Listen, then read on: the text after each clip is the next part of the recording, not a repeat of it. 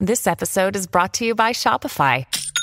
Forget the frustration of picking commerce platforms when you switch your business to Shopify, the global commerce platform that supercharges your selling wherever you sell. With Shopify, you'll harness the same intuitive features, trusted apps, and powerful analytics used by the world's leading brands. Sign up today for your $1 per month trial period at shopify.com/tech, all lowercase. That's shopify.com/tech.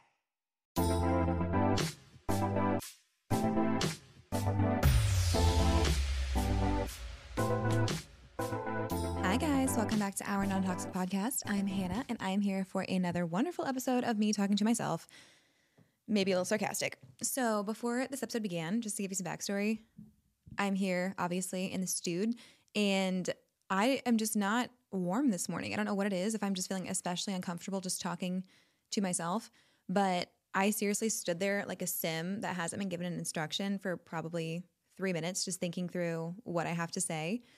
It doesn't help that I forgot to bring my iPad this morning, and that's usually what I hold my notes on because I've got my laptop recording audio, and then I've got the phone recording video, which a lot of people don't realize it's not that high tech. It's just an iPhone 13 that's recording the video. So the production value, moderate to severe, but that's okay.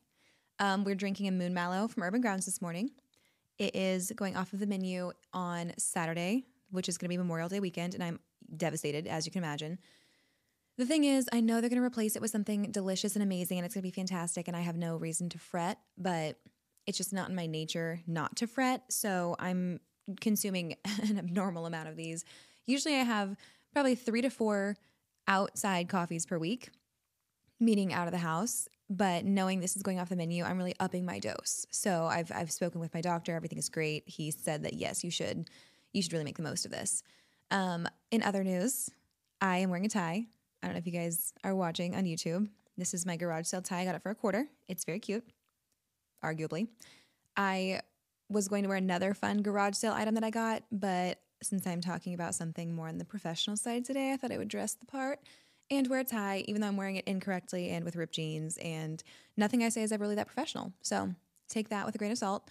Next, I am so happy that everyone loved last week's episode. Haley is amazing. She's brilliant and inspiring and fantastic, and her story was so vulnerable and passionate, and I was so touched by the amount of people that had reached out saying how impactful it was and eye-opening, just that you never really know what's going on behind the scenes with somebody. So shout out to you, Haley. You're an amazing guest. You're an amazing friend, and I'm so happy that you gave your time.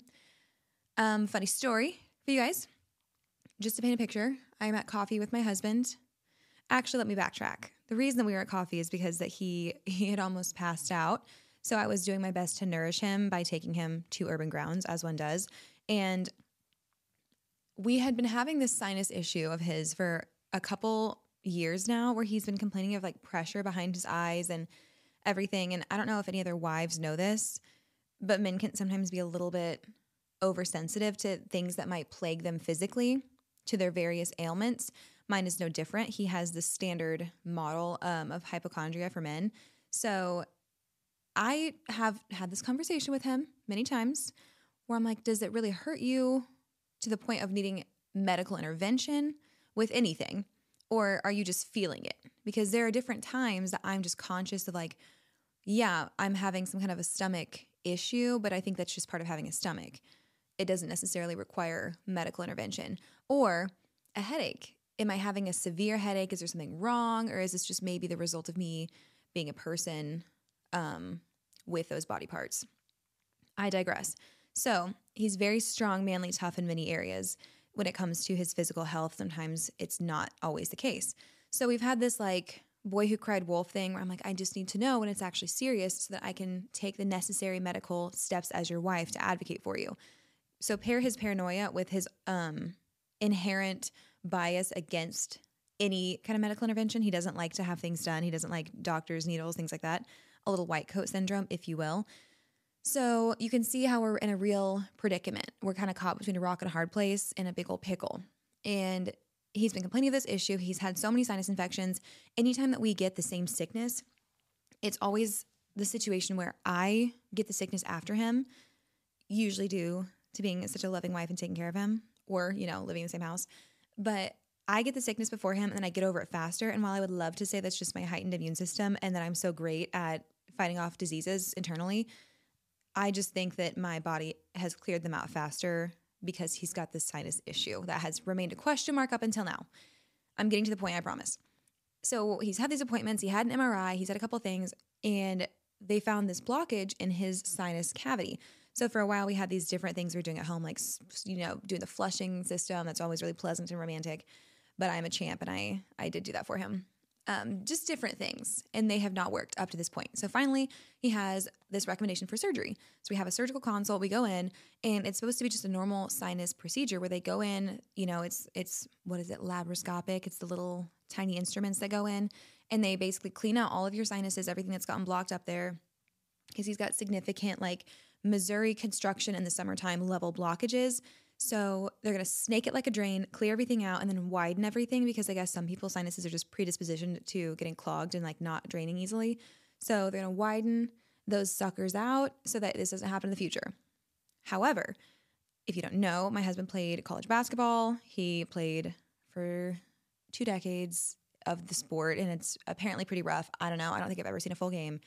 So don't quote me on that. But he has been hit in the face many times because even though he's 6'3", apparently that's very small for Division I basketball. So he was like the little guy on the court, and that is right around, shoulder, elbow level. So he's taken a few limbs to the face. Come to find out that would be an issue in our adult life. I thought he just had this cute Owen Wilson thing going on. No, he has all kinds of internal damage to his nose. So the doctor's looking through and she's like, oh, yeah, we have to do the other procedure to alleviate the sinus issue, but you have such extensive damage to your septum and to your nose cavities, the structure of your nose. I won't be able to do that unless we do a full septoplasty. And basically she starts describing the procedure where they do an incision underneath the nose right here, peel up your nose skin, the flesh over your nose. Sorry, trigger warning, gross. Lift it up. And then they have to go through and break and rebuild this internal little passageway. So Austin already doesn't do the best with medical news. Usually if I am even talking about I don't know. One time I explained to him what an epidural was and he was like, you're gonna have to stop, I'm gonna pass out. And I'm like, what are you talking about? It's theoretical for now. And you never even have to get one. So that's beside the point. He can be a tad squeamish. So I can see him in the chair getting a little bit uncomfy, he's doing a little shifty shift. And I'm listening, of course, intently to the doctor as his caretaker in that moment. So she proceeds to then say, we'll go through, we'll rebuild that, we'll clean everything out, and then we have to pack it with gauze, and you'll have a splint in for a week. So it goes up your nose. It's kind of compacted. I'm sure you guys have seen on TikTok if you see people with the post-nose surgery bandages. And it's not a rhinoplasty. I'm not really sure the difference. I could have, I guess, given it a quick Google with intent to be informed, but I did not do that. So my apologies. But to my understanding, the septoplasty is more internal and kind of underneath, where the rhinoplasty is more the outside of your nose, but that might be fully off base. So he's going to have this thing packed. She's like, you're probably going to have some blood and, some mucus leakage. So we're going to have that drain pad underneath your nose. You're going to have some swelling, probably some bruising around your eye. And I can see him. He's just not looking so good. I said, do you need to sit back? And he's like, yeah, I think so. So the doctor kind of sits him back and she gives him some water and everything, and he's doing okay. And then she continues to explain it. And you don't want to, I don't know, doctors are amazing and brilliant, but at the same time, I'm like, this is obviously not having the intended result. Let's maybe table this conversation, give it a commercial break. We'll come back, we'll finish it out.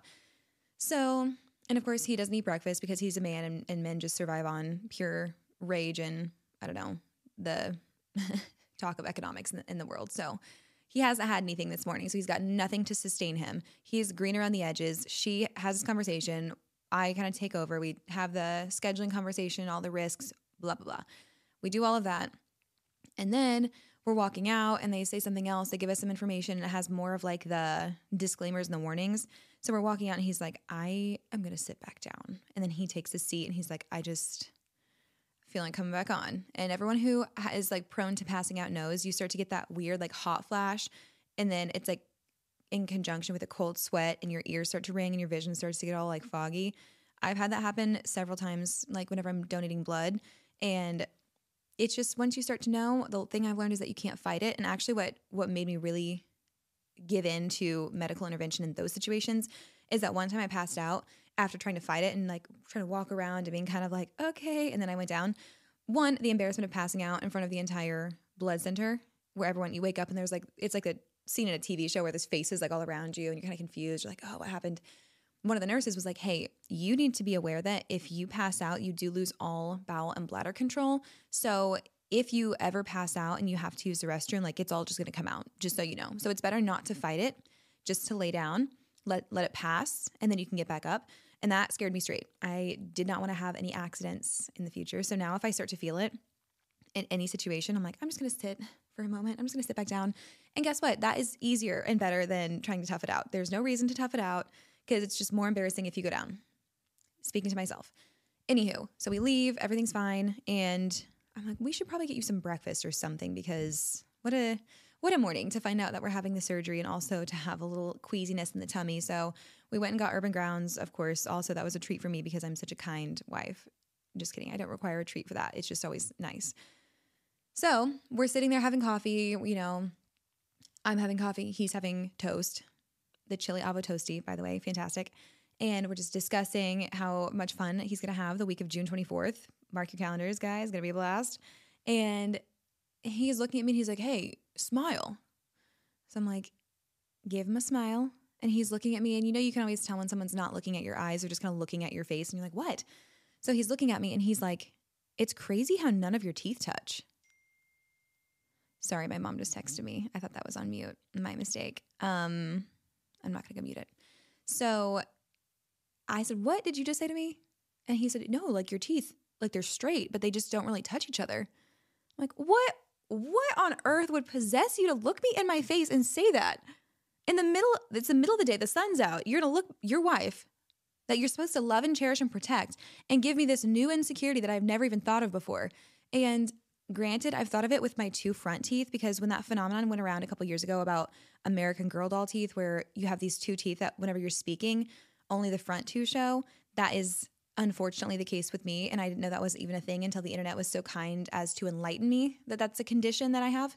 And one of my clients is a cosmetic dentist, and I was talking to her and I'm like, do you think I should fix this? Because here's the thing. My teeth are straight. I've not had braces, so they're not perfectly straight, but they're straight enough as the dentist of my childhood had deemed. He said, that'll do. That pretty much describes a lot about me. That'll do. We don't need any further intervention. That's going to suffice. So I never was like bothered by my teeth. I'm like, they're straight. The dentist said they were good. And now upon hearing all of these things from TikTok and my husband, AKA the two most influential resources in my life, now I'm like, okay, do I need to do something about my teeth? So I was talking to my client and she's like, honestly, you just have rounded teeth. Like some people's teeth are very perfectly like rectangular, square. They have the sharp edges. Yours are more rounded. So whenever you aren't smiling and like showing the full root of the teeth, then the rounded edges are kind of what you see. And it can lead to that like almost like buck tooth appearance. She didn't say that, but that's like what she meant to say. That's what the sentiment was. And that's okay because that's the truth. And I don't know where I was really going with that. But moral of the story, she's like, oh, a lot of people actually pay for that to happen when they get veneers. They get these expensive sets of veneers and they don't want them to look too fake or too, perfect. So they have the edges rounded. So it gives them a more youthful appearance and it can kind of not age your face as much as perfectly straight teeth can. So I took that and I was like, yeah, this makes me look younger. This is good. This is a gift from the Lord. And I'll bring that back around to my philosophy on plastic surgeries and cosmetic enhancements. Because while I am very pro Botox, I'm hopefully getting some in 2 days because we're starting to wear off. So Brie, I'll be seeing ya. But I obviously have, as anyone does, insecurities that I would love to address. But if it's not something that is bothering me on a daily basis, I really don't want to do anything about it because it's just such a slippery slope. And once I start, I think that it would be very difficult to start to pump the brakes. And there's nothing wrong with, if you're somebody who just is like, it's Tuesday, let's get some filler. That's great. That's good for you. For me, though, I think that I've struggled with, well, I'm not going to act like I'm special. I, like most people, have struggled with insecurity my whole life, whether it's skin related or weight related or, height or hair color or anything else. And I've gotten to a point where I'm happy with most of those things about myself now.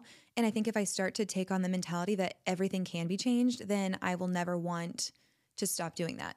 So for me, I get Botox like in my forehead up here where I really scrunch up and then right between my eyes. It's typically like 11 lines is what they call them in the industry. And I don't have 11 lines. I have just like one crevasse, and it was double deep. So I get all of that kind of snatched up. And sometimes I get a lip flip, which is Botox in your upper lip that makes it relax a little bit more. So whenever you smile, it's just kind of like, I don't know how to explain it. It just doesn't pull as taut over your teeth. So it can look a little bit plumper, but it's not quite as intense as lip filler. Also, filler freaks me out just because I've worked with so many med spas and seen it done. I don't think I could get out of my head enough to receive it, even though everyone who I've seen have it done loves it and has a good experience. There's just something about being on the other side of it, but not quite being in the medical realm to be immune to how gross it can be. But Botox, no big deal. It's quick, it's easy. Brie has just the hand of an angel. It's light, she's perfect. So if you're considering it, I would recommend her, obviously. But all that to say, that's the thing that I really was insecure about, because every time I was looking in the mirror, I was noticing that my makeup was creasing right there, or if I was taking photos, even if I wasn't making that face, which I tend to do a lot. I guess scowling is just part of my main persona, but also probably from the extensive amount of blue light that I take on in the dark rooms late at night, I've just made myself squint. So whenever I wasn't even making those faces, the divots, the wrinkles would remain. And this started whenever I was probably, I think it's my wedding year. So I was 22, which is young, both to get Botox and to get married. But hey, this is the Midwest. So I remember taking a photo, and I had been noticing it so many times. I'm like, what is going on? Like, why do I have this divot in my forehead that no one else seems to have? And I just DM'd Brie some photos, and I was like, can you please get me in? I was on a flight, and the light comes in from the side, just illuminates every bit of texture, everything on your face that you don't want to see. I don't book window seats anymore. All that to say. But she was like, yeah, I can get you in. Let's do a consult. I went in for the consult. We ended up chit-chatting. I'm like, why don't I just do it today? So then we went ahead and did it. It was great. And that is literally how we became friends and how this whole podcast began in the first place. So again, I'm getting way off track, but that's my plastic surgery story. And I was joking with Austin, I'm like, of course you would get a nose job before I do, because he's just the worst in that way. And I used to always want a nose job because I thought that it was too big for my face. Don't start looking at it now that I've pointed that out to you. But now it's just not something that I notice every day. It's something that occasionally, like in certain photos, I'm like, oh my gosh, like what a schnoz. Or, you see a side profile photo, you're like, ooh, brother, ooh. And that is whenever I start to get into my own head. And then I think about it. I'm like, that's one every, I don't know, few weeks, maybe every few months that I'm noticing it. That's not enough for me personally to change.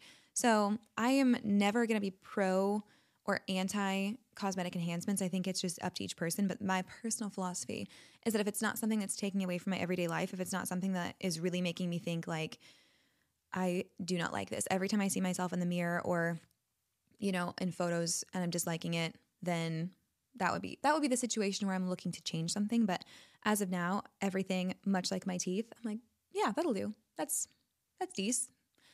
Sorry for kind of losing the plot there for a second. I didn't really mean to get so off course, but yeah, my husband unlocked a whole new insecurity, so that's really great. I think sometimes being married is, imagine like having young children that just, they say whatever comes to their mind and they don't mean it harshly. He doesn't mean to say anything, but I'm like, so what did you think that was going to do for me? What did you think I was going to say? Like, oh, wow, what a beautiful and magical observation. Thank you so much for bringing that to my attention. What else would you like to say as you whisper these sweet nothings into my ear after I just prevented you from passing out at Cox Hospital? Anyways, moving right along. Our air conditioning is out again. So I don't know if you can tell, but my hair is a disaster once again because I could not bring myself to use heat. But that goes along with what I promised you guys last time, where I'm going to try and use less heat in my hair. I would have been a hypocrite if the AC were still on. So this is going to be pool hair, circa like 2 days ago, and we're just rocking with it. But let me paint you a picture. Our air conditioning, first of all, our house is not even 3 years old yet. It was built the year we got married, which is 2021, and we closed on it in September, October. So it's not quite 3 years old, almost, but not quite. And the last year, when it was not quite 2 years old yet, on Mother's Day weekend, our air conditioning went out completely. And it was the first hot weekend of the year, naturally. And we did not know what was going on. We called somebody. It took them a couple days to get out there. Then when they got out there, they were like, oh, part of your unit is frozen, which baffles my little pea brain because I'm like, it's 95 degrees. How is our air conditioning frozen? But allegedly, there's some kind of coolant in the system that causes the air to be conditioned, and that can freeze. if it's working too hard. So then they had to come back in a couple more days after we had had the air conditioning completely off so it could thaw out. Then they had to order the part. Then we had to wait for that to come in, and then they fixed it. Altogether, like 2 weeks of no air conditioning, which I know is such a first world, like champagne problem. But whenever you are trying to do basic things, like I work from home, it's super hot outside. You can't cook because it just makes the house hotter. You can't do laundry because it makes the house hotter. And we're so fortunate to have friends and both sets of parents that have extra rooms. And are like, oh, come stay with us. But it's just that displacement in the middle of your week where it's such a blessing to have that. But just to pack a bag, you're like, okay, do I pack all my makeup and then get ready there? That's a lot to pack. Or do I just go over there to sleep, come back, get ready when it's hot?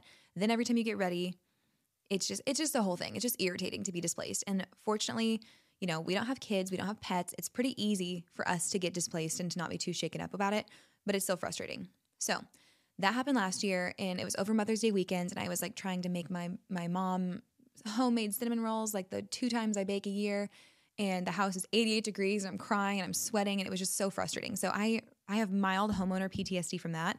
And this year, we come home on Saturday, we keep our house about 68 all year round. It's just consistent. We like to be chilled.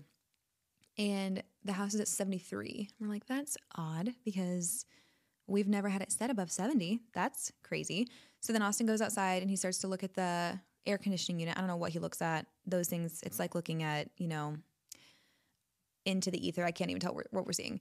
But he's like, it's starting to frost up. Let's turn it off for a little bit. So we turn it off. We call this company that did it last year. We're like, hey, give us a call back. This isn't good. It hasn't, obviously. The repair hasn't stuck.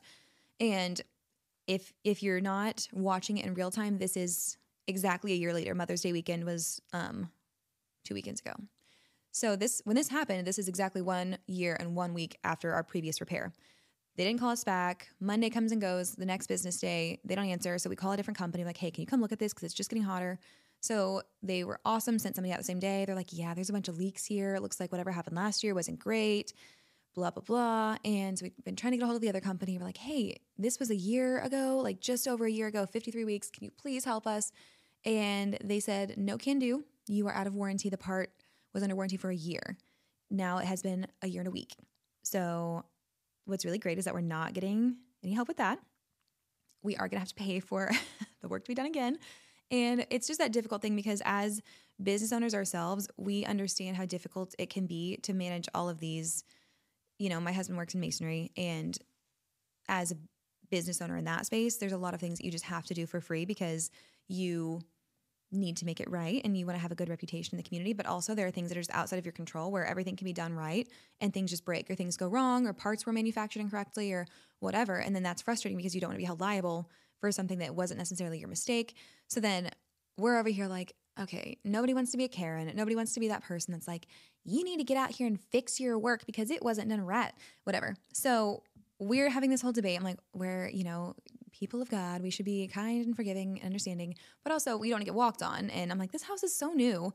The air conditioner's new. We just had it fixed a year ago. Like, what is the problem here? Why is this continuing to happen? Also, a year and a week, that's pretty, come on, like that's pretty close. We should just go ahead and blur that line, go ahead and get it fixed.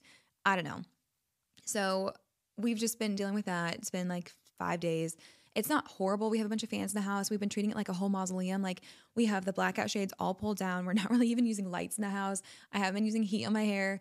I did laundry, but like on low heat, and we just haven't been cooking, which of course is never a problem with me. I'll pick up Qdoba. We had tuna salad last night. That was kind of cooking, but like no heat. It was just mixing. It was stirring. So yeah, trying to be positive because, again, I know that there are much worse things happening in this life, in this world, but it's just frustrating. So if you guys know anything about HVAC and have any tips, then please let me know. Although the air conditioning guy is supposed to come this afternoon and hopefully restore it so that I can go back and fry the absolute life out of my hair for the next episode. Moving right along, let me give you guys a report. I promise there's a topic in here somewhere, but I'm reading the same thing. Honestly, you guys, I shouldn't admit this, but I've been reading a lot of fan fiction. I'm not going to go into it because that's personal, but sometimes whenever you're just really into a piece of media and the producers of said media have not given me enough to consume, I have to resort to what, 12 to 14-year-olds have written online. And then I use that to kind of fill my cup. So that's what I've been doing lately. Yes, I have been staying up until 3 a.m. on my phone, but that's neither here nor there. If you see me with bags under my eyes, just Don't make a comment. Don't be my husband. Don't make a comment. Eating. Whatever. I don't have to cook, obviously. Oh, I always forget. Playing. Okay, I've been listening to a lot of pop lately, and pop is usually not my jam. I like it sometimes, but sometimes it's just too like peppy for me. That was kind of Kendall Jenner of me to say. I'm just not like other girls. Like I just don't like pop music. I don't know. I do, actually. I've been listening to Espresso by Sabrina Carpenter on repeat. Chapel Roan, I think is how you say her name. I just discovered her. Everything she has is a banger. They're not all appropriate, so actually I don't have any listeners, I don't think, that are young enough to warrant that. But it's great. It's like plucky and happy and fun, and I'm just like driving down the street, dodging construction cones because, Missouri, and just having a good old time. So she's great. A lot of pop music. Playing, obsessing. I don't really have a huge obsession. I'm still on Ted Lasso pretty heavy. I'm in that stage of obsession where I've like watched the entire thing and now I can go and consume the content. So I'm like working through all of the press tours and the actor interviews. Like, you know how they do press tours and then the directors and the producers and the writers are talking about like, well, here's what we wanted to accomplish with that scene. And here's what we really were trying to convey with this. And I love that. I don't know why I don't produce movies. I don't want to produce movies. I just love it. So that's kind of the stages I'm working through. Also, whenever you get on TikTok and then you see all the edits that people make and they'll find two completely platonic characters and be like, they're in love and you can't convince me otherwise. Meanwhile, the characters have shared like 3 scenes and there was nothing romantic at all about the scenes. That's kind of where I'm at right now. And obsessing. Not me forgetting how to spell report every single time. Reading, eating, playing, obsessing, recommending, moon mallow, goes off the menu Saturday. Treating, also moon mallow, goes off the menu on Saturday. So beware of that. We have a Morgan Wallen concert this Saturday, as I'm sure a lot of people in the area do. It's going to be great. I have no outfit ideas picked out yet, but that is neither here nor there. I will be a different person by Saturday, and I will choose it when the time comes. Coffee break. Sorry, that was kind of extensive. Also, if you see this precarious coffee cup over here, just keep an eye on it for me because your girl might knock it over with my wild gesticulations. Anywho, I would like to give myself a little pat on the back, except not really. My business is officially 3 years old, Hannah McClellan Media, which I'm just going to start from the beginning. If I would have known that this was going to become my livelihood and it was going to, outlast my corporate career, I would have probably not named it something so generic and something so predictable and cumbersome because it's kind of lengthy. But here's the logic. Let me just go back from the beginning because I don't think I've ever told this story kind of at length. I think Brie and I did an episode about how we kind of got into our businesses, but I've not talked about everything like in such detail. So my 3-year business anniversary was on the 18th, and it's a little bit tricky because I have 2 anniversaries. There's the anniversary of whenever I actually started my LLC, which is in February, and then the anniversary of when I quit my job, which is what I do celebrate, which is in May. Because beforehand, it was kind of just like a side hustle, and then quitting my job was whenever it was legitimized in my world. So that's what I tend to celebrate. Back whenever I was backtrack. I went to high school at Nixa. I graduated. I was 17. I moved out. I worked at the bank and Texas Roadhouse. I was like grinding, going to school online. Then I switched to working full-time at a bank. I was a personal banker, worked 40 hours a week, and was also going to school online. Moved to a different job. I was working in more like credit analysis at a bank, also going to school full-time online. Graduated, got my degree in finance, still working at a bank, doing credit analysis, working in commercial lending, a lot of like document prep, tax return type stuff. Great if you're nosy, not great if you're easily bored. So it was kind of like a split 50-50 for me, but I liked it. And then I went to go work at a construction company, which I know is wild, but it was through a connection that I had from previous volunteer work. And it was to work in accounting there, like bookkeeping. And I had no experience, but it was one of those situations like if you're a hard worker and I like you as a person, you're going to get offered this job and like we can teach you the rest. So I took this job and I didn't dislike it. I actually learned a lot about construction, which is interesting, especially now that we have a masonry company that we're part owners of. That did help me learn a lot of things that I would need to know in the future. So props to the big man on that one because that proved to be useful. And it was for a little bit more money, but nothing crazy. So I enjoyed it, learned a lot of things. I was in way out of my depth.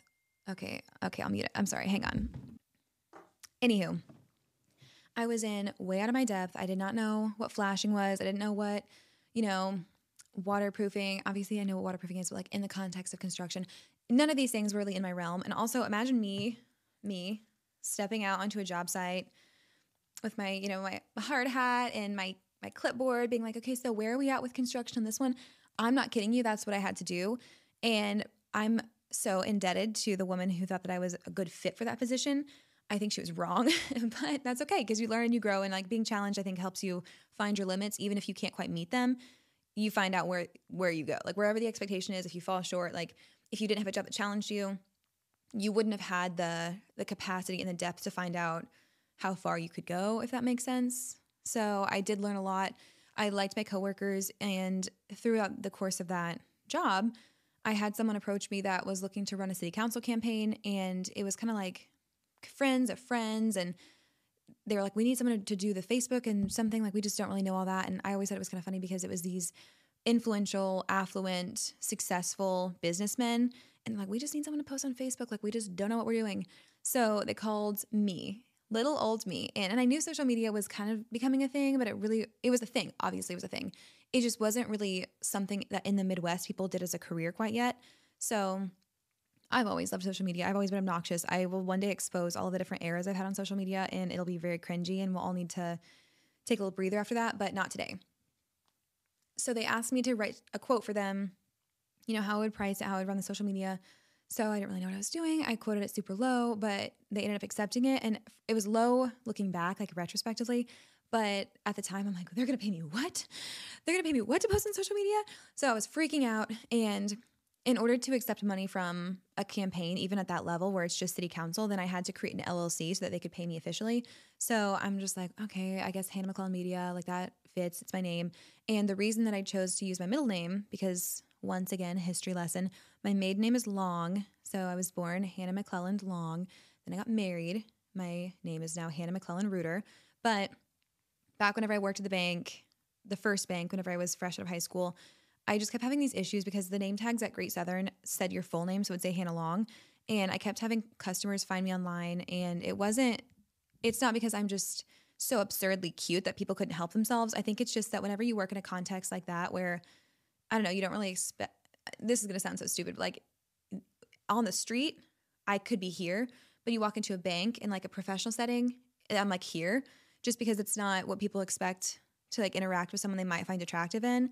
So I think it was the combination of all those things. Also, like I was working in a smaller town, and it was just not like the lines got blurred, and I was uncomfortable with it. So I changed my name on social media to my middle name, which is McClelland. So everyone who knew me knew that was like still me, but I didn't have to worry about people finding me online.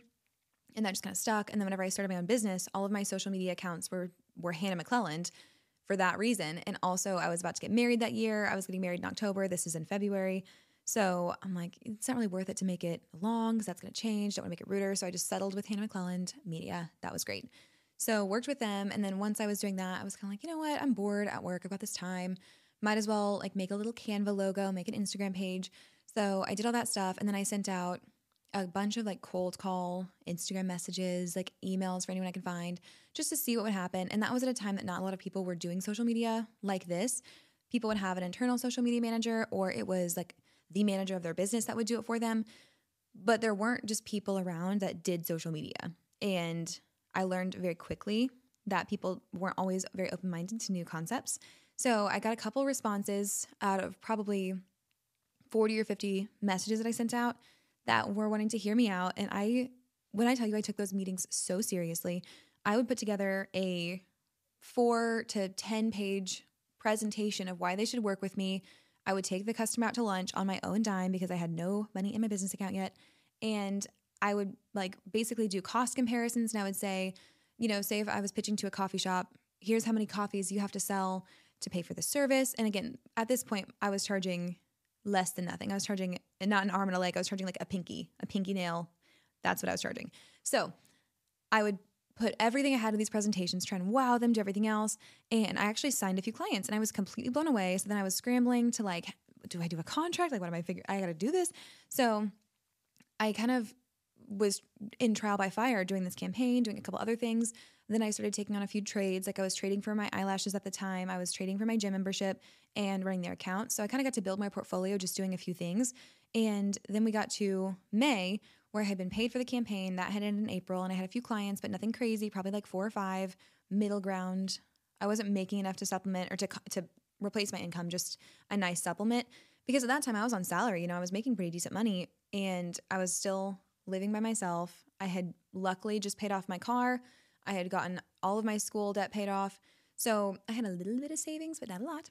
I was living by myself. We were set to get married and to close in a house later that year. So I wasn't really in a situation where I should be making drastic life changes. So I get recruited to this company to go work for them and be a copywriter, which in the marketing world, a copywriter is somebody who just writes blog posts, who writes captions, who researches keywords and SEO, and then writes basically blogs. Like that was my goal, is like I would get assigned, write 10 500-word blogs for this solar company. So you're researching and coming up with topics, then typing them up. And it's very boring, but I've always been pretty good at BSing my way through things, especially where writing is concerned. Hang on.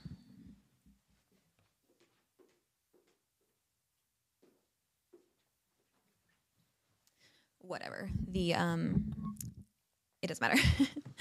Especially where writing is concerned. So I loved that job. And they also had kind of recruited me over, saying that, you're starting your own business. You can do both of these things. You can work for us 4 days a week. You can work from home on Fridays. You can do both things. Like, it'll be great. And I had several meetings with the managers and the owners, and they were like, no, this would be so perfect. Like, you'll get to experience all these different sides of marketing. We don't even do social media, so there's no conflict. Like, everything is great.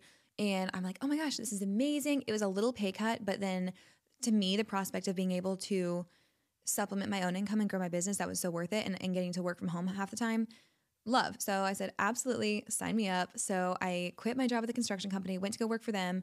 And 3 days into it, again, at this point, I have contracts with clients. They're nothing huge, but there's like 4 or 5 people that I've already gotten to work with me. It's like a decent amount of money, and not, it's not going to cover my rent, but it's enough. And they come to me with my paperwork and they're like, hey, here's all your stuff. Just go through this and sign it and get it back to us. I'm looking through it. There's like a 6-page non-compete that says no portfolio management, no photography, no social media management, no outside marketing, literally everything that I am trying to do. So I went and talked to the manager and I was like, hey, what is this? And he's like, oh, it's just a formality. We can't, everyone has to sign one. It is what it is.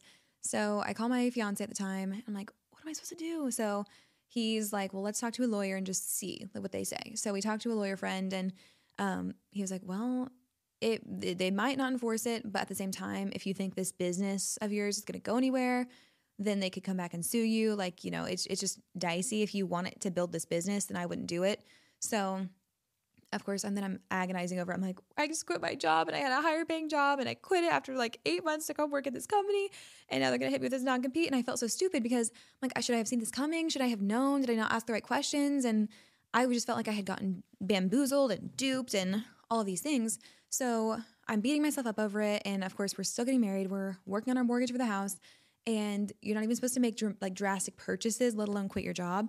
But everyone in my life was so supportive. And my parents were like, do what you got to do. And my father-in-law, who has, been in the corporate world and has run his own business, he's like, if there's ever a time to do it now. And it was just one of those things that I would have expected all the, the adults in my life to be like, you should probably play it safe. Like, see if you can go back to your other company and see if you can find something else.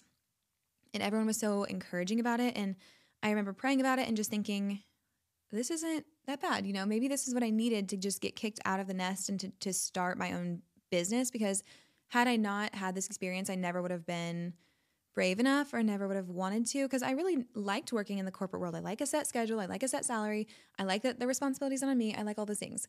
And I was never somebody who aspired to be an entrepreneur or a business owner. I just kind of stumbled into it. God said, this is what we're doing. Literally, that's what happened to me. So I kind of came to a conclusion. I'm going to talk to them, and if they want me to sign it or I can't work there, I'm going to quit, and I'm going to give it the summer, because it was May at that point. Like, I'll give it until August. That's still a couple months before the wedding. So if I don't have my income replaced, like at least my monthly income, then I will go quit, or I will go back to working in finance, because at least I have my degree to go back on, and there's always jobs there. It's good money. It's stable, whatever. So I made myself that promise, and I went in and talked to my boss, and I was like, hey, I can't sign this. It's in direct conflict with my work. It's not what you told me to expect. I can't do this. And they were like, well, you can't work here unless you sign it. So I quit after 3 days. So I actually, I'm not going to say that. I was going to say it's not my proudest moment. Actually, that is, because I stood up for myself and I stuck to my guns and I walked out and I said to a grown man at my ripe little age of 22, I was like, no, I'm not doing that. I'm going to do my own business. And he had kind of scoffed at me and been like, okay, like, let us know if you ever need to come back. And I didn't. Spoiler alert, I didn't have to go back. So that was terrifying. The first few months I did not know what to do with myself. Of course, our mortgage lender was like, what? I said, don't even buy a mattress and you quit your job. Luckily, Austin had a good job and he could put the team on his back and take us through that whole situation. So that was good. But yeah, that was not ideal, but timing in life rarely is. The first few weeks, I did nothing except email, call. I showed up to places. I dropped off business cards. Like I was pounding the pavement. I was out all the time. And I had actually applied to a couple jobs just because I was still nervous. And I remember not really telling even my fiance that I was still applying to jobs because I just didn't want to show that I was insecure about what I could do. But I'm like, I have to have a backup plan. Like I'm not used to this whole like fly by the seat of your pants and whatever. So I had applied to this job at a nonprofit and I actually really liked the cause and I really clicked with the director of everything. But by the time I made it to the last round of interviews and they ended up offering me the job, I had already signed 2 or 3 more clients. So I ended up getting to this point where I had this job offered to me, which the salary was great, everything was great. And a year ago, or even 4 months ago, before I had started this business, that would have been a dream. I'd be like, yes, a million times, yes, this is amazing. But in the position I was in, I had just signed a few clients and I had gotten enough yeses that I was like right on the cusp of replacing my income. And I was like, I'm gonna go pass the job. And I told him the honest truth. I'm like, I just went out on my own. It's starting to pick up some steam. I just need to bet on myself and see how this is gonna go. And I really sincerely appreciate it. And, we had a good conversation. He was very kind and supportive. And I decided to turn it down. And for me, that was another vote of confidence because quitting the job for me was like, okay, well, I'm quitting it, but I can always go somewhere else. There's always other options. I can get a different job. And then a month later, whenever I was offered, kind of a lifeline and then choosing to turn that down and feeling peace about that, that's when I really felt kind of justified and I felt assured and like God was saying, you get another chance. You can take this life route, like take the safe route if you want to, but here's the rest of the ocean. Like if you want to just keep swimming in it. So I did. And honestly, it was just kind of a roller coaster. Like for the first year probably, I'll give it from May to December. So the rest of that year, I was taking on small clients, but I was so happy about everything I was doing. I was doing like little logo projects, little one-off things and little content shoots. And I can't express to you how many times I was just shut down and how many people that either I would go in person or I was in emails and you don't even get passed up the food chain because everyone's like, oh, social media. Yeah, I don't really know about that. And it gave me a lot of practice handling rejection because I don't always deal with that very well. I still don't like it, but I'm better. Because at that point, no one in Springfield really welcomed hiring a social media manager. And it was just such an uphill battle because it felt like I wasn't taken seriously. And everyone's like, oh, you do social media? Okay, like what does that mean? And it did start to change, I think, around the beginning of that second year. But the first year, I was doing everything I could for free. I was like, oh, you have an event? Do you want me to shoot content? You have this pop-up, do you want me to come in? Or messaging businesses and saying, I would love to just do a content shoot with you for free.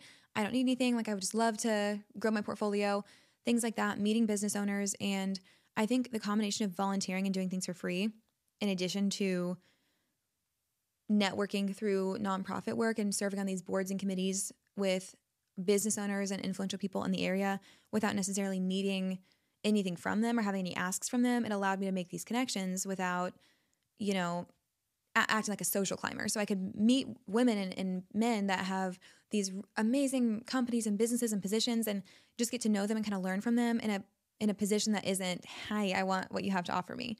That was great. And for a long time, I was very intimidated by being the youngest person in all of these rooms because I would be serving on this, committee for a nonprofit event for BCFO or something else. And I'm 18, 19, 20, 21. Everyone else is 30 plus and has these careers and these families. And they're so established. And I just struggled with a lot of imposter syndrome being there. And now I can't imagine any other way that my business would have been successful because I had so many people that I could call that I had established this rapport with no guys, no pressure, only the common interest of wanting to do good in the community. That was what helped drive me because whenever I did have my own business, I was like, hey, hey, so-and-so, we know each other from BCFO. Like, I am just starting my own business. If you know anyone who needs social media, I would love to meet with them. And that's what really got me off the ground. And it was just incredible. And I feel like even though it was an uphill battle, it was kind of charmed at the beginning because there were all of these things that were seeds that had been planted previously that I had no idea would ever turn into anything because I never had intended to start this whole endeavor. And once I did, I saw how many things could pan out. So fast forward, year 2 is when things really started to pick up. And that was whenever I saw a shift from more of like, what are you doing, social media, to like, oh yeah, you're doing social media. And I started to get a lot busier. I got more inquiries. People were messaging me. And I stopped having to really cold call people because people were messaging me. And I think I had the advantage of being so early on to social media in that capacity coming to Springfield because, you know, here in the Midwest, we get trends last, that I was one of the only people doing it at the time. So if somebody wanted it, I was one, if not, you know, the only one doing it. So I had that working in my advantage to where I really wasn't competing with anyone at the time. And the other people that were doing social media were more agencies, so they could take on bigger clients or they could take on, you know, people with large budgets. But there was no one really filling in that space for the little guy, and that is where I thrive. So if things just started to grow, I started to work with, you know, clients that had bigger names in the area that I was like, why are they reaching out to me? But I was so excited. And getting to know other business owners. And I felt like I was really kind of getting enveloped into this community of people that were out on their own.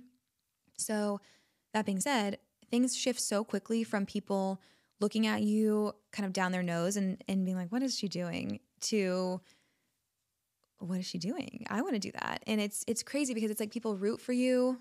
I'm saying 2 different things. One, people will judge you and kind of laugh at you and be skeptical until you start to do something. And then everyone's like, oh yeah, I knew all along. That's amazing. Like, you're so great. And on the other side, people will cheer for you and be like, you're amazing. Like, you're doing such great things. And then you get to a certain point and they're like, who does she think she is? Like, what is she even doing? Like, she's overpriced. This is ridiculous. It's not that big of a deal. So just the opinion and the way that you can kind of be perceived and treated. And, you know, part of that is things that were said to me directly. Part of that is things that I heard through the grapevine or from people in my life and my circle. And that was a struggle for me too, because I'm like, how do people go from not believing in you to believing in you to wanting to do what you're doing to judging you and thinking that you don't deserve it? Like, how does it flip so quickly? Because I vividly remember like certain comments that were made about like, okay, well, social media, like, let's see how long it lasts. Then all of a sudden people were like, I would love to pick your brain. I'd love to have coffee with you and pick your brain. And I'll, you know, get into that. But then turning it around to being like, she doesn't even work that hard. Like, what does she do? Take photos? And I'm like, how has this whole thing gone like this? Where, you know, in public perception shouldn't really matter. But as a young, impressionable female, to me, it does, unfortunately. So I struggled with that at the beginning, just like not knowing how I should be viewing myself because I already had this imposter syndrome. I didn't know if I was doing something crazy. I had just made it to a full calendar year. That was a big milestone for me because being able to make it through the wedding and make it to the following year, I was like, okay, I did it. I made it a whole year. Like, that's a huge thing. And of course, then you got your first tax season and baby, that will get you. So I'm not going to even give tax advice because that's not my place. You should be talking to a professional, of which I'm not. But it's just that taxes are roughly 30% of your income. And I'm fortunate to work in an industry that doesn't have a lot of overhead. So my tax bill is my main expense every year. And it's just very difficult because until I got married, everything that I was making was also going towards my living expenses. So to try and make enough money to pay for all of my existing needs, then to save 30% of it to put back towards taxes, that was a big struggle. So fortunately, I started to kind of widen that gap in the first year. The first year was insane for me. I was working so much and I was just kind of developing a process. That's whenever I switched from doing things manually, like manual invoicing, manual bookkeeping, to having a point of sale system and doing everything more electronically. And I still keep my own books just because I feel comfortable doing it, but it's not that high level. I don't do my own taxes, but it's something that I'm used to from my previous work lives. So that year was insane. I had a lot of struggles with girl vendettas, I guess. Like, I feel like that was a very difficult year for me, losing faith in, you know, the female community. And I had, of course, as we all have, had struggles with mean girls, both in dealing with them and being one. And that was just a very difficult thing for me to accept when it was happening in my professional life, because it was something that I was so protective over and so proud of. And it was so fresh because at that point it wasn't guaranteed. And all my contracts were month to month as they are now. And my income was never guaranteed long term. So everything that I had to keep fighting for and proving why they should pay me month after month. So when anything would threaten my livelihood, I would get very defensive, very protective. And, I don't want to go into detail because, these things are old. It's been 2 years, but I had a situation where I found another person who was coming into the industry in social media. It was sent to me that her website was almost verbatim what mine was. It read the exact same way. The names were changed and the university was changed, but my website said something that was very personal to me. And it said something like, I fall more in love with social media every day and I can't wait to share that with you, and so on. It was very, I had taken the time to be very meticulous with how I wrote it and how personal it was to me and so on. And then to see that with somebody else's name attached to it, it just felt like a knife in my heart, because I'm like, this is my baby. This is what I quit my job for. I risked it. I don't have, a safety net. I have the chance to go back and get another job, but like, this is me gambling. And to see someone kind of tack it on after I had made it to that point, like I feel like I had climbed up this hill the entire first year, and everyone's like, is she going to fall off? Like, what's going on? And then as soon as I make it over that plateau, that's when everyone's like waiting to shoot you. So sorry for the grotesque imagery, I guess, but that was very disheartening for me. And I, at my core, am not a confrontational person. I'm not somebody who's like, F you, like you owe me this. It was more hurtful than anything, because I'm like, I would have never done that to somebody else. And especially in a creative industry where our merit is our creativity. I'm like, you couldn't have done that for yourself. And I just debate. I'm like, do I say something? Do I not? Do I just let it go? Like, do I brush it off? And ultimately I was like, I'm not going to let it shake me. I'm not going to let it bother me. If somebody can't create their own copy for their website, they're not going to be my competition anyways. So I moved on. Then a similar thing happened a couple more times, in varying capacities. And then the part that really hit me the hardest is that I had a few situations where people that were more in my circle, like my friends or my acquaintances, that wanted to have coffee or have dinner, and we would chat about work as you do. And I'm giving them, I'm young and naive, and I'm like, oh yeah, here's how much I charge. Here's what I do. Here's how I do this. Here's how I do that. And there was one situation where somebody had dinner with me and asked me all of these things. And then I was approached by someone else, and they're like, oh, so-and-so's starting a business, but they said not to tell you, and it's in social media. And I was like, and the thing that really hurt me with that is that I would have still given the same information away. It was the secret. Why does it have to be a secret? We can all coexist. I couldn't take on every business in Springfield if I wanted to. So the fact that I felt like I was on the outside and I felt like I had been kind of used again, I'm like, I like you. I thought that we were friends. I thought that we were having a good time. And, a similar thing happened later with a closer friend. And I just really started to get kind of jaded and think that everyone was out to get me, and no one was actually happy for my successes. And it was just a very difficult thing, because I was so bright-eyed and bushy-tailed, and I was having so much success on the client front that I had no idea that the social side of it or the friend side of it would be so difficult. And the thing that has made me kind of turn a corner with that, even this year, because for a while I was like, that person did me dirty. Fortunately, those things haven't shaken my business. I haven't slowed down. I haven't seen an interruption in my demand. So that I praise God for, because every time I'm a big believer that you just don't go away mad, just go away. And I don't block people unless it's really warranted, like if they're copying my stuff. But for the most part, I unfollow somebody and I move on, and there's not a need to sling mud. There's not a need to be angry. It's still Springfield. It's still a small town, but I can be hurt and still move on. And I can choose not to be angry at somebody, but not trust them anymore. And it did change how I view my interactions. If somebody just wants to pick my brain, then unfortunately that's a consulting meeting, and I'm going to have to charge you for it, because at some point I can't just be giving away all this information that I've painstakingly learned and sacrificed and gambled on for free. So if I could research it and I could learn it in a time that there wasn't nearly as many resources, which I know that sounds crazy because it was only 3 years ago, but it truly was such a different landscape, then someone can either pay me to learn that, or they can find the information that I did, because it's all out there and you can learn it, or you can take the time to learn it like I did through trial and error. And I know that might sound conceited, but it did take me a long time and a lot of mistakes to acquire that information. So to just give it to everyone for free and be like, oh yeah, here's all this little stepping stones, just jump over everything I had to swim through, it's no big deal, then that is cheating out all of my hard work. And it took me a while to realize that I really had anything to offer in that realm. But now I know that, and I don't just give away information for free. And I really have struggled with that too, because I'm like, who am I to be charging? And especially whenever you have that line where it's someone that you really like, but they're not really a close friend, but like they really want to get into the industry. I have a hard time discerning where the line is, because I want to be helpful and I don't want to gatekeep. And I don't want to say like, sorry, you can book an appointment with me through my website and I will send you an invoice. I don't want to be that girl. But at the same time, I've been used dozens of times by people who just want information, or they just want a leg up, or they just want clients, or they just want a job. And that's so undescribably hurtful. Indescribably, I believe is the actual word. But it's very painful, because then you start to feel a little bit dehumanized. Like, did you really want to be my friend and have coffee with me? Or did you just want to know my pricing? Did you just want to know all these things? So that was really the biggest struggle for me in year 2, was that I felt like I was, and of course we all feel, a little bit like the protagonist in our own narrative, but I felt like I had a target on my back, because it happened probably 6 distinctive times and then a dozen other little times. And I'm like, why is this happening? Like, am I doing something wrong? Am I being too open with things? Like, why is everyone coming for my business all of a sudden? And then in that year, I probably saw 10 more social media businesses pop up. And, that's the name of the game. That is, especially in a small business environment like Springfield, we've all seen this happen.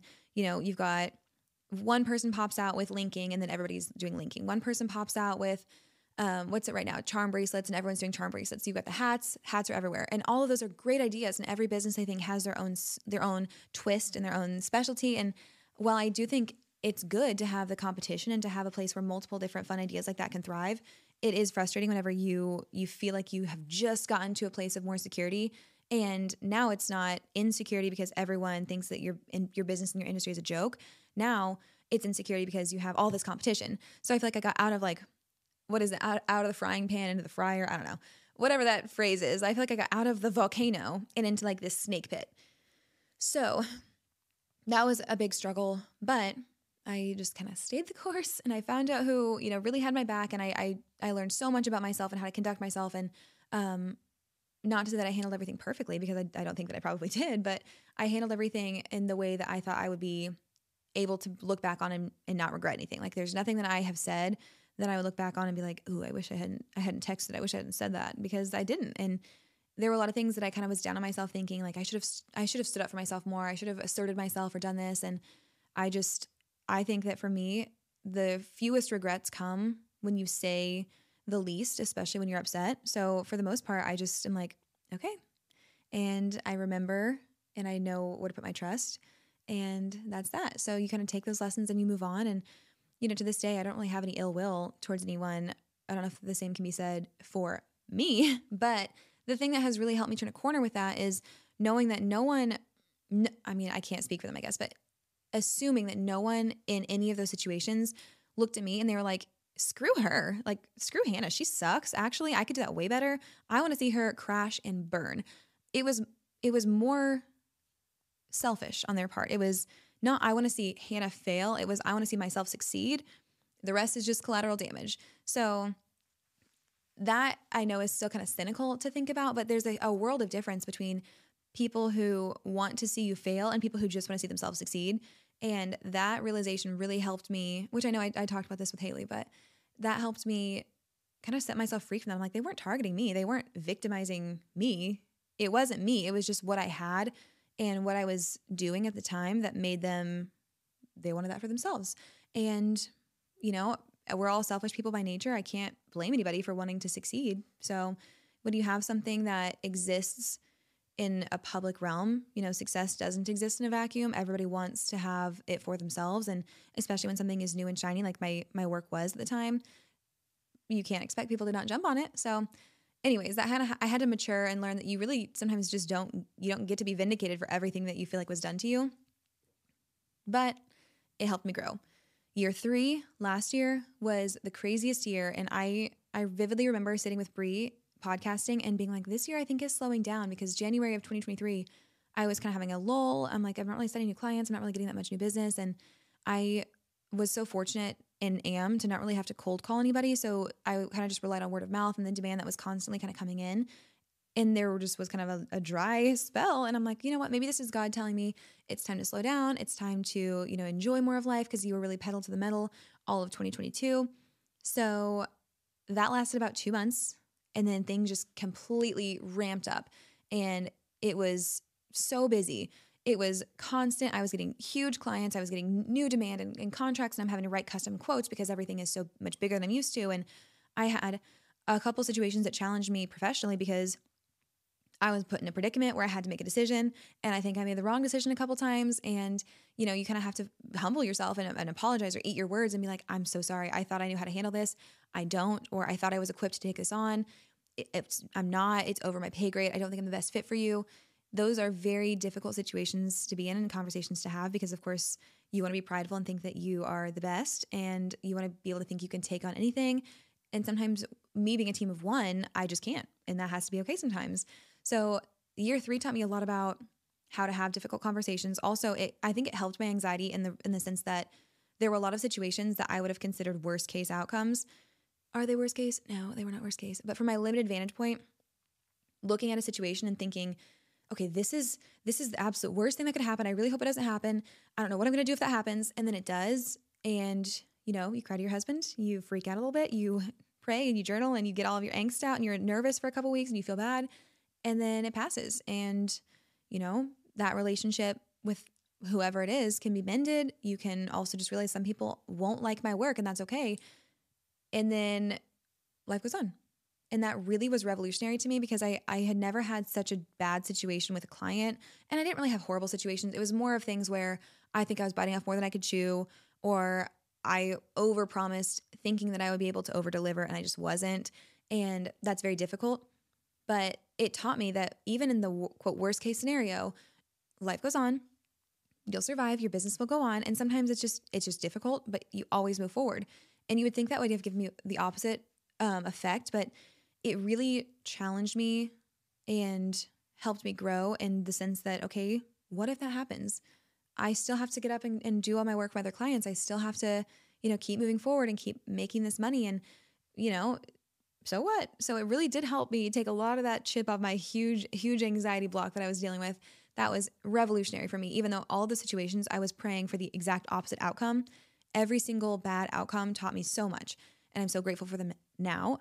I don't want to relive them or do them again. And I have learned how to avoid them, but I'm thankful they happened. So then I had the opportunity to sign a travel contract to go to an event in July. July was insane for me. I worked every single day of the entire 31-day month. It was exhausting. I remember there were several times that I was working from 7 a.m. to 9 p.m. I was stressed out. My poor, amazing, sweet husband was bringing me dinners and lunches and food to my office at the house, because I was there's just so much to do, but there was so much demand. And I was trying to get ahead to go on this week-long work trip, because I still had all of my, month-long deliverables to meet, but I had a whole week that I was going to be gone.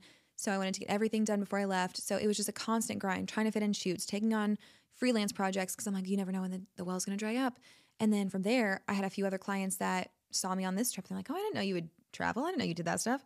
So then they reached out and wanted to book me for their own things. So I went to Dallas in July. August, I went to Philadelphia, New York, Washington, D.C. September, I went to Las Vegas. And I was just traveling, and it felt like I was gone constantly. And I kind of was, just because the month is so short when you're busy, and it's so much shorter when you have to take a week out of it, because then the week beforehand, you're preparing for it. You're doubling up on your work. You're doubling up on shoots, getting everything done. Then you're gone for a week, and then you get back and you're catching up and you're trying to respond. And I just didn't want any of my clients to feel my absence, because, if I have a client in Springfield that's paying me for, 4 weeks worth of work, but I'm inaccessible for one of those weeks, then they might start to get testy and be like, is the work going to get done? So I still have all these things to uphold. So that was a lesson in time management, juggling everything. I was just completely balls to the wall, working 24/7. And I loved it, but it did give me a different perspective shift, because I vividly remember, and again, I've talked about this before. If you listen to every episode, I'm so sorry, but I've talked about before where I was at this hotel room in Vegas. It was at the end of all my traveling. I had been kind of just running ragged for months. And I got to a point that I was sitting in the hotel room in my nice outfit, looking out at the Vegas Strip, like, and it's a giant suite. Like, there's a sunken living room, there's a king size bed, there's a massive opulent bathroom, big tub. I'm like, I had a martini at the little cocktail reception, and I'm there. My head's kind of spinning, and I'm just like, what am I doing? Like, what is this life? And on the one hand, I was so in awe and so grateful, thinking, how is this my life? Like, how have I been flown out here? I'm in this amazing suite. I'm by myself. I do love to travel by myself. And I'm doing all of these things for this business that's not even 3 years old yet. Wow. Like, I was so in awe. And on the other hand, I'm like, what am I doing? Like, does this matter? I spent this entire week with people who don't know or care who I am, who don't know my last name, who don't really, care to learn it. And I'm just a placeholder. And it was like this warring side of my brain where on the one hand, I'm like, I made it. This is amazing. I could do this forever. And on the other hand, I'm like, my life at home is just going on without me. I feel like it exists in a snow globe, and I'm just on the outside of it watching everyone live their lives. And I'm just an expendable part of this ecosystem. So then something shifted in me at that point where I was like, I've been running myself ragged for months. I've been trying to prepare. I've been traveling. I've been doing all these things. And of course, you kind of get this false sense of like accomplishment because there are these strangers online like, oh my gosh, you're always traveling. You're doing so much. You're so busy. And that kind of inflates your sense of self-worth. And you're like, I am so busy. I am so season 5 Brooke Davis. I am so girl boss. I am so slay. I am so Miranda Priestley, whatever else. And you start to think that's what matters because people are telling you that's what matters and that you're so great. And they can't tell you enough of those things to kind of assuage the emptiness that you feel in your soul. Because at some point I'm like, okay, anyone could be here filming this. Anybody could be here making TikToks. Maybe I'm a good fit. Maybe they enjoy having me here, but I'm still just a placeholder. Like I'm just a person. So then of course I got all existential and everything else. And I came back home and I was like, I'm gonna stop traveling for a while work-wise because I just need to settle back in. And you do kind of get burnt out because when you're cranking out content more than you're even consuming content, you lose ideas. Like you just don't have a lot to say and so on. So I did need to take a break just to let things restock, and not in that, I don't want to sound like a starving artist being like, oh, I just had to let my creative juices come back in. But genuinely in the social media world, you have to stay on trend and you have to know what's going on. And I wasn't able to be on social media enough to even know what was going on. So then I'm not able to produce the level of content that my clients expect from me. So I decided to taper off and not do as much, kind of dial it back in. And then, of course, you guys know going into November, I was slowing down, and that's whenever we had all of our emotional issues and everything. So I'm not going to dive into all that because that's going to be a whole other episode. But we went through a lot as a couple and in our marriage, and that had shifted my mental health and my dynamic anyways towards work. But now going into this 3-year, I had my 3 anniversary. I'm working on year 4 now.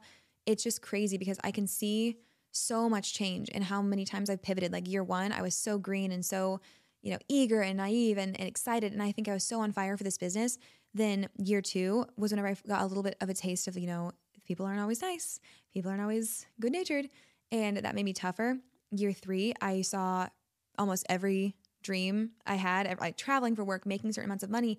Like last July, not to be crude and talk about money, but for perspective, the first year in May through December, I made my salary. So if I would have had the full year, I would have made my salary plus a little bit more. But I made my salary and I remember being like, I did it. Like, hell yes, I made my salary in less than a year. I'm so proud of myself. I'm so happy. Granted, that was gross. So after taxes, a little bit different. The next year, I made over double my salary. I was like, are you kidding me? Are you actually kidding me? I did not even know this was possible. The next year, I made that much plus what would have been my additional salary, and so on. Then last July, I almost made my salary in a month. And I remember being like, I felt this taste of, one, I could do this forever. I am addicted to making money. I think this is the most important thing in the world. Like this dangerous, almost like lust and greed for money, being like, I have never seen this kind of cash coming in. I'm so obsessed. I'm so addicted. This is what I was meant to do. To the point that I even told my husband, I'm like, I don't want to have kids yet. This is addicting to me. This is like a drug. And that was a disagreement that we had because I came home, from my trip and I'm like, I can see myself doing this for so long. I just genuinely feel so on fire. I want to work so much harder to make all this money. And of course, through the course of traveling and being gone all the time, I did burn myself out a little bit because it's not super sustainable, but it was just so drastic. And then to go full circle and have such an emotional, first such a draining season, then such an emotional loss and difficult end of the year. And then now coming into, this next year, obviously my life priorities are changing. I want to start a family. I want to see myself in the next stage. And celebrating this milestone is so huge because 1 year, amazing. 2 years, okay, it starts to feel legitimate. 3 years, I've been doing this for 3 years. This is now the longest job I've ever had, which is crazy. And I know that there's probably a different generation that's like the longest job you've ever had is 3 years. But listen, I'm 25. Okay, give me a break. Now I've worked for myself longer than I've worked for anyone else, which is it's such an honor and so humbling to be able to say. But I just don't know if it's growth or if it's burnout. But I feel like this year, the milestone was more like that's awesome. Cool. And I kind of moved on. Whereas last year, I'm like, this is my life. This is everything. And for a while, I'm like, it's a bummer. I'm hitting 3 years. I thought I want to do a fun photo shoot. I thought I would want to do all these things. And I'm just really not feeling it. Like it's now, there's my business and there's my life. Beforehand, my business and my life were kind of one. Like the Venn diagram was just a circle. And now I'm like, I'm proud of myself. That's really awesome. Like my first love, my first baby, I made it to 3 years. That's amazing. I'm so happy. And that's cool. So I was disappointed that I didn't have this crazy, intense reaction. But at the same time, I'm proud of myself because for so long, this was my mountain to climb. This was my Everest. This was everything I wanted. This was going to, define how I felt about myself. And now to get to the point where it's not everything, I think is an even bigger victory for me because I made it everything. It was everything I wanted. I got this award that I wanted. I got these financial milestones. We saved this money for our kids' futures and we did all these things. And now I can confidently say that I think my biggest milestone is not letting it rule me anymore and getting to the point where I'm proud of it. I love my work. I want to keep working hard, but it's not everything and it's not me. I am not my business. My business is not me. It's something that I do and something that I've built, but it's not everything that I am. And that was a very difficult thing for me to learn too, because being so new, I think that in the grand scheme of the world, I'm still considered a startup, like a very new business. And not having made it to 5 years yet, I still kind of feel this okay, if I slow down now, does that mean that I've failed? If I slow down now, is that going to take away from my success? Because now I'm very, very picky about who I take on. And I'm very selective with who I'll take meetings with and who I don't. And I'm not really negotiating or lowering prices like I have in the past. I'm very, this is how it is. This is what I can do. And that's, if you don't want to work with me, that's also totally fine. There's so many great people I can refer you to, but I am making less than I have in the past. And once you know kind of where that ceiling is and then you fall short of it, you start to wonder is this normal? Am I failing? And I talk to Austin all the time. I'm like, are you mad at me? Am I being lazy? Am I doing all these things? And he's like, no, you're still working. You're still bringing in good income. Just because you're not at 159% all the time doesn't mean that you're failing. So I think that my misconception was that success is always linear and it's always going up, and my trajectory and my income and everything should always be going up. And I got to a point where I kind of hit that, quote, peak of what I can do on my own, how much time I can exhaust, how much of myself I can devote, and realizing that, oh, I don't really want that forever. There's always a trade-off. And for me, I wasn't really seeing Austin. I wasn't seeing my friends at all. I wasn't getting to work out. I wasn't getting to even just go to the pool during the summertime. And it really took a toll on me. In that sense, I was thriving in the work world. I was like, I'm on top of the world. But I didn't realize it until, the next month. And I was doing something so silly and arbitrary, like trying to make an Instagram recap of that month. And I was like, oh, shoot, all I did was work. I don't have anything to post. This is really not good. And the implications of that didn't really hit me until a few months down the road, whenever I started to really feel it emotionally and feel that exhaustion. But I think that all of it was necessary for growth. And it's just really cool to look back and see, how God changed me and how many times I've pivoted. And on the one hand, if you would have told me back whenever I was working at the bank 5 years ago, hey, one day you're going to be waking up on a Wednesday, going to get a coffee, going to podcast record, not caring about how much time it takes, then go home, work from your home office, work with clients that are your best friends in the world. And that's it. You're going to be making great money, more than you're making now. And it's going to be relatively, low stress compared to how it could be. I'd be like, oh my gosh, sign me up. Where's the freaking time machine, baby? But if you would have told me, last July, whenever I was at my peak, both in income and how busy I was and everything else, if you would have told me hey, a year from now, you're going to be full on trying to start a family, you're really going to be kind of My business is secondary. I'm taking it slower. I'm not really adding new clients for the summertime. I would have been like, girl, get up. Like, what are you doing? There's money to be made. Like, there are things to be accomplished. And it really is just crazy the transformation that you go through as a small business owner and how you view the world. And there is a time that I would have looked at myself now and thought that, she's lazy, she's weak, she's not ambitious enough. But there's also a time that I would have looked to myself now and been like, thank God I can get there one day. Thank God I can take a deep breath and not define myself by all this. And, you're telling me that I can get out of this rat race one day.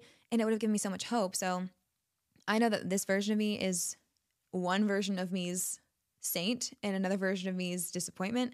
And that's okay, because I think that my priorities have not always been something that I could 100% trust. And from my limited vantage points in different stages of my life, I've not always seen things 100% clearly.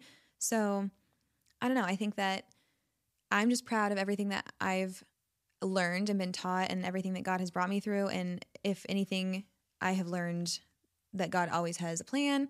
Things don't always seem like they're making sense in the moment, but there's always a payoff. And even if it's years down the road, being able to look back and be like, oh, that was it. And, as much as it seems counterintuitive, then maybe the immense success that I had last year was to show me that's not what I want forever. That's not what I want of life. Because I mentioned in the episode where I talked about my miscarriage that I was always insecure about not feeling overly maternal or not feeling like I would be a good mom because it wasn't my deepest desire. I had never daydreamt about being a mom, and I was always nervous, like, what if that comes and I'm not happy with it? So I think that almost reaching this peak and getting to that point of everything that I thought that I wanted, and then being like, I'm still missing something. Like, there's something else here. And realizing that if I were to do that for my entire life, I would be depleted and I would be empty and I would be replaceable.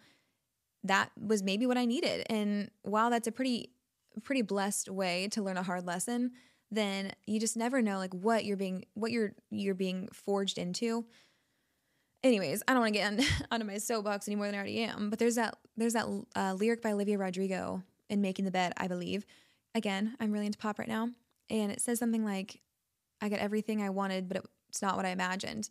And I think that's what I was feeling. Like, it was everything that I wanted, but then you start to forget, or you start to, I guess, realize how much you want little things, like how much you want to just, go get a coffee from a barista that and that knows your name, and how much you love not living out of a suitcase and having little moments running into your husband in the house while you're both passing through from different things. And I don't know, it made me just cherish so much of life more. And I'm so thankful for that. And not that I wouldn't travel again, I just wouldn't commit to a lifestyle of travel again.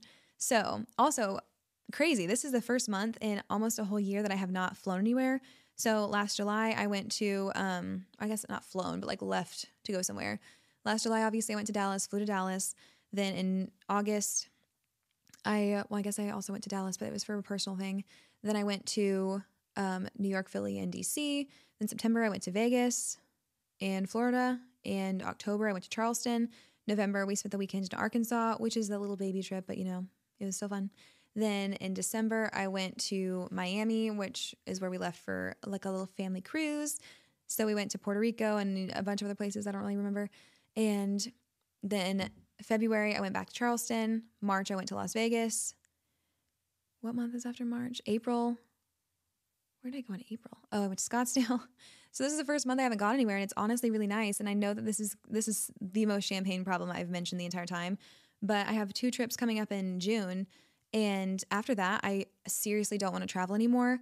I love to do it. I love to travel, and I can't even express I love going to the airport and flying alone. I feel so happy and fulfilled, and I'm just like listening to my music, it just feels like a whole different universe. Like, literally nobody cares who you are. I can go get a coffee. I'm walking around. It just feels like you're in a movie, which is always my favorite fantasy.